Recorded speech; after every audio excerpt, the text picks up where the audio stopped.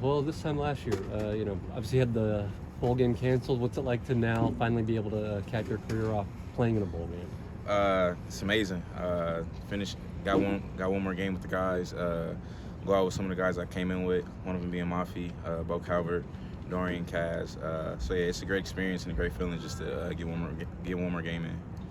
What are your plans coming up after the bowl game? Have you thought about that yet, or are you focused on this? Focus on this right now. Any nostalgia? No, not really. Obviously, their quarterback decided not to play. He's transferring. What have you seen out of the two quarterbacks that they are deciding between? I believe it's Yardnell and Patty, the two that they're kind of deciding between right now. That they're ready to play. One of them came in during the Tennessee game when I forget his name. Nine got hurt. Stepped up, almost got them the game. Lost on the last play of the game, and then the next game had the other quarterback come in versus Western Michigan. So one of them is young, a freshman, but I want to say they're ready to play. And then we got all this time during this break right now for them to get comfortable with their receivers. So looking forward to them being prepared, ready to play. And when you are preparing for a team, when you are kind of uncertain about their quarterback situation, does that make it easier just focusing on what you guys are doing yourselves, or does that make it a little bit tougher? You kind of say both, because we always got to lock in on what we do. At the end of the day, what we do is going to help us win the game, no matter what nobody else does. And then just knowing the type of quarterbacks they are. So they can move around. None of them are real mobile threats. So that's one thing that's kind of helpful going into the game.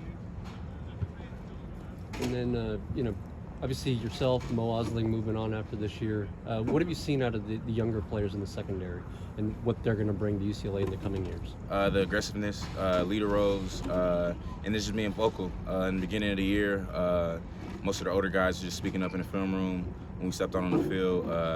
Towards the end of the year, and then even during these past weeks, the young guys been stepping up, knowing that it's about to be their time come this next season. So them stepping up to them roles is great to see. What's your assessment collectively of how the secondary has done from the beginning of the season to now? It's a lot of areas we can improve in, being tighter on coverages, coming up with picks, and then even being more aggressive in certain factors of the game. But overall, I liked how we stayed together during the years, past years. When somebody had a down play or even a down game, people always want to pick on you. We made sure to be there for our brothers, pick each other up instead of pick on them.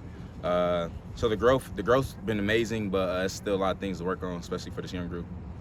Obviously, when casual viewers watch a game, they look at blown coverage and things like that, and they just assume it's somebody's particular fault. What's the toughest thing that maybe people don't know about being a defensive back? That majority of the time it's not your fault. So I want to say it's been a few times this year watching the TV cut-ups of games, announcers saying, "Oh, the safety, the corner, the safety, giving up a play." But sometimes that might not be us. Even though it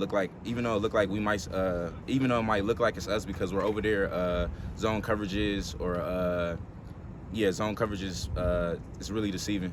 So just knowing that you always got to keep your head up.